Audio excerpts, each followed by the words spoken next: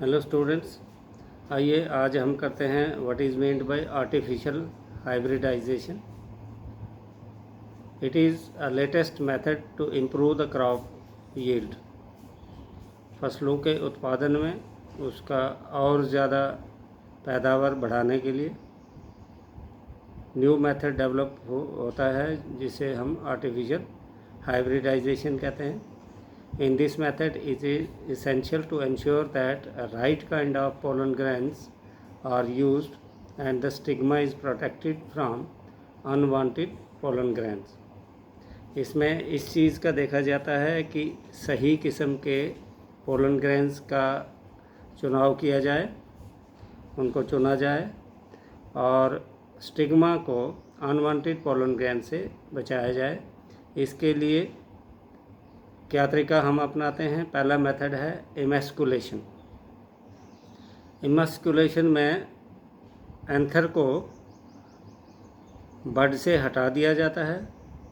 अगर फ्लावर जो है बाइसेक्सुअल है तो उसमें से एंथर को ही हटा दिया जाता है। दूसरा, बैगिंग। इमैस्कुलेटेड फ्लावर को एक बैग से कवर किया जाता है so as not to allow contamination of stigma by any other pollen grains, ताकि उसमें और किसी तरह का unwanted pollen grains ऐड ना हो। ये था बाइसेक्सुअल फ्लावर में। when the stigma of the bagged flower becomes receptive, जब वो पोलन ग्रेन्स को रिसीव करने के काबिल हो जाता है, उस समय जो है पोलन ग्रेन्स डिज़ायर्ड क्वांटिटी के कलेक्ट किए जाते हैं और स्टिग्मा के ऊपर उसको डस्ट किया जाता है, छिड़काव किया जाता है और फिर इसको रीबैग कर दिया जाता है ताकि अनवांटेड पोलन ग्रेन्स इस पर ना आ सकें। लेकिन अगर फ्लावर फीमेल हो, मीन्स यूनिसेक्सुअल हो, तो इमैस्कुलेशन जो है वो ज़रूरी नहीं है क्योंकि उसमें मेल पार्ट्स हैं ही नहीं, स्टेमन्स हैं ही नहीं। इसमें स्टिग्मा को डायरेक्टली जो है बैग किया जाता है और जब स्टिग्मा रिसेप्टिव हो जाता है, मींस मैच्योर हो जाता है in order to receive the pollen grains, उस वक्त उसके ऊपर पोलन ग्रेन्स, वांटेड किस्म के पोलन ग्रेन्स को छिड़काव किया जाता है, डस्ट किया जाता है और उसको जर्मिनेशन के लिए अलाउ किया जाता है। This was artificial hybridisation and it finds a great application in day to day life. जो आज लेटेस्ट टेक्नोलॉजी से हम फूड प्रोडक्शन, क्रॉप प्रोडक्शन कर रहे हैं, it is all because of artificial hybridisation. Another concept is what is meant by double fertilisation in flowering plants. When pollen grains fall on the stigma, the pollen tube enters one of the synergids and releases two male gametes. जैसे ही pollen grains stigma में पर गिरता है, pollen tube enter करती है तो ये जो है दो गैमीट्स रिलीज़ करता है। एक गैमीट जो है वो एग सेल की तरफ मूव करता है और वहाँ जाकर फ्यूज़ करता है, जिससे सिनगैमी जो है कंप्लीट होती है और जाइगोट बन जाता है। अब जो दूसरा गैमीट है वो जो दो पोलर, पीछे वीडियो में मैंने बताया था, जो दो पोलर न्यूक्लिय होते हैं उनके साथ ट्रिप्लाइड प्राइमरी एंडोस्पर्म न्यूक्लियस बनाता है, जिसको शॉर्ट करके PEN भी कहते हैं। आपको एग्ज़ाम में पूछा भी जा सकता है what is the full form of PEN, that is primary endosperm nucleus. तो जैसे ही ये सेकंड वाला गैमीट 2 न्यूक्लियर के साथ मिलता है तो ये PEN बनाता है। This is termed as triple fertilisation. Now आपने देखा कि एक में जो है यहाँ दो किस्म की फ्यूज़न हुआ, एक सिनगैमी हुई और एक ट्रिपल फ्यूज़न हुआ। This is very important line, इसको आप अच्छी तरह से याद रखिएगा कि एक में सिनगैमी हुई और एक में ट्रिपल फ्यूज़न हुआ, इसलिए इसको डबल फर्टिलाइजेशन कहते हैं। And is the characteristics of flowering plants. ये फ्लावरिंग प्लांट्स की एक बहुत इंपॉर्टेंट कैरेक्टरिस्टिक्स है कि इनमें डबल फर्टिलाइजेशन होता है। After triple fusion the central cell becomes the primary endosperm cell, that is PEC। Again आपको पूछा जा सकता है what is the full form of PEC। Triple fusion जब हो गया तो जो सेंटर में सेल था वो प्राइमरी एंडोस्पर्म सेल बनाता है, और यही प्राइमरी एंडोस्पर्म सेल बाद में एंडोस्पर्म बनाता है, और जाइगोट जो है वो एम्ब्रियो बनाता है।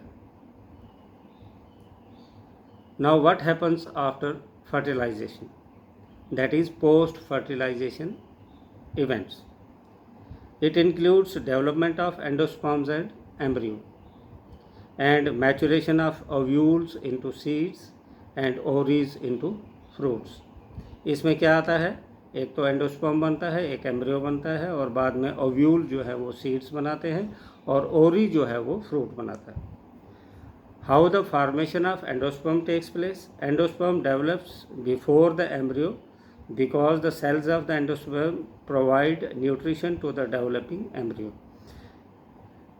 ये मल्टीपल चॉइस में भी पूछा जा सकता है कि development of endosperm takes place before the formation of embryo और आफ्टर, तो आप कहेंगे कि एम्ब्रियो से पहले ही ये बनता है ताकि बाद में ये एंडोस्पर्म जो है वो न्यूट्रिशन प्रोवाइड करता है एम्ब्रियो को।